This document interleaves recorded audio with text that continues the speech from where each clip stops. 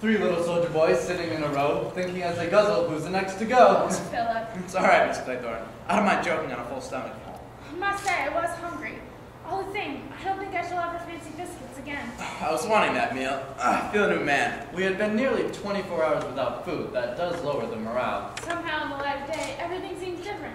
You mustn't forget there's a dangerous homicidal lunatic somewhere loose on this island. Why doesn't one feel jittery about it anymore? Because we now know, beyond any possible doubt, who it is, eh, what? That's right. It was the uncertainty before, looking at each other, wondering which. I said all along it was Dr. Armstrong. Yes, you did, my sweet, you did. Until you went completely bats and suspected us all. That seems rather silly in the light of day. Very silly.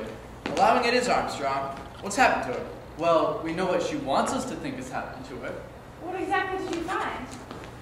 One shoe. Just one shoe lying prettily on the cliff edge.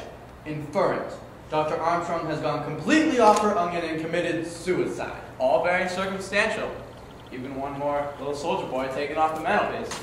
That does seem like overdoing it. A woman wouldn't think of doing that if she was going to kill herself. Quite so, but we're fairly sure she didn't drown herself. But she had to make it appear as though she were the seventh victim according to plan. Suppose she really is dead. I'm a bit suspicious of death without bodies. How extraordinary. I think there are 5 dead bodies in there, and we're out here eating biscuits. The funny feminine disregard for all the facts. There are 6 dead bodies, and they are not all in there. Oh, no, she's right. There went by. What about Mrs. Rogers? I've counted her. She makes the 5th. Now look here. Marston 1, Mrs. Rogers 2, John Mackenzie 3, Rogers 4, Miss Brent 5, and Wargrave 6. 7, 8, 9, Armstrong 10. You're right, sorry. Don't you think it would be a good idea if we brought Mrs. Rogers downstairs and shoved her in the morgue too? I'm a detective, not an undertaker. For heaven's sake, stop talking about bodies. The point is, Armstrong murdered them. We should have known it was Armstrong from the beginning. How do you think Armstrong got a hold of your revolver? Haven't the slightest idea. Tell me exactly what happened last night. Well, after you threw a fit of hysterics and knocked yourself in your room, we all thought we better go to bed. So, we all went to bed and locked ourselves in our own rooms.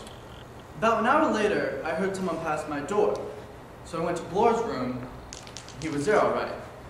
That's when I went and tapped on Armstrong's door. It was empty. That's when I went to your room and told you to sit tight, whatever happened. And then I came down here. The door was slightly open and my revolver was lying just beside it. But why the devil should Armstrong chuck that revolver away? Don't ask me. Either an accident or she's crazy. Where do you think she is? Lurking somewhere.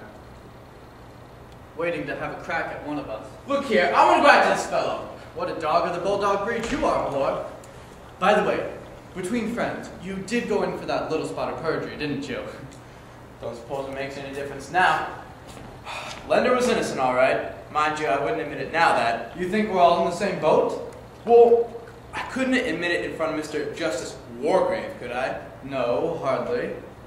I got my promotion, though. And Lender got penal servitude and died in prison. I couldn't tell he was going to die, could I? No, that was your bad luck. Well, his, you mean. Yours too, because as a result of the fact, you may get your life cut short unpleasantly soon. Me? By Armstrong? Remember, there are only 3 soldier boys here. Well, what about you? I shall be quite all right, thank you.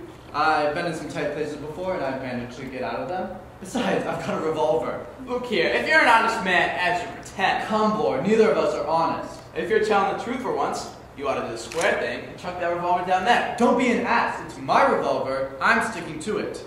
Then you know what I'm beginning to think? You're not beginning to think it, you square-headed flatty. You thought it last night, and now you've gone back to your original idea that I'm the one and only UN unknown. Is that it? I'm not going to contradict you. Well, think what you damn well please, but I warn you.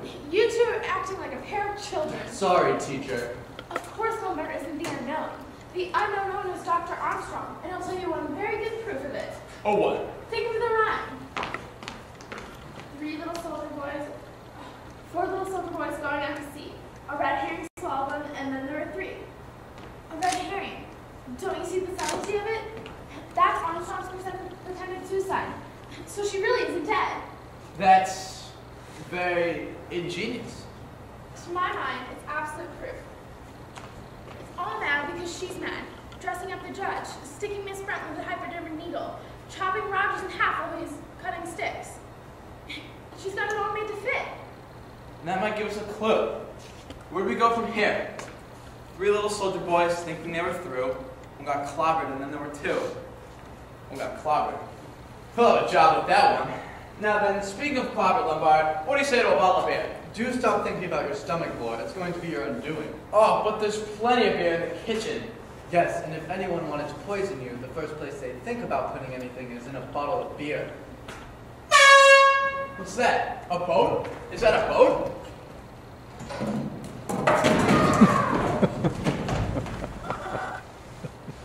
Floor's got his. How? A booby trap, all set. A wire across the door attached to something above. Is he... Yes, crushed from the landing. This is awful childishness. I know, God, what a fool Blore was! And then there were 2. Yes, and we'll have to be very careful of ourselves. Oh, we can't. She'll get us. We'll never get off this island. Yes, we will. I've never been beaten yet. Don't you feel, even now, there's someone watching, and waiting. That's just nerves. And you do feel it. No, I don't. Please, Philip, try and understand. Perhaps if that was a boat, they'll see us. All right.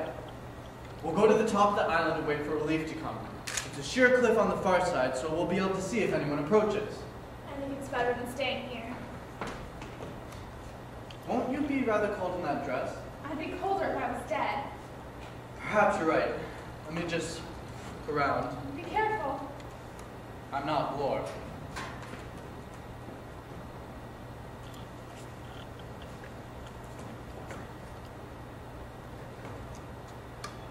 Vera! There's something washed up on the rocks down there. It looks like a body.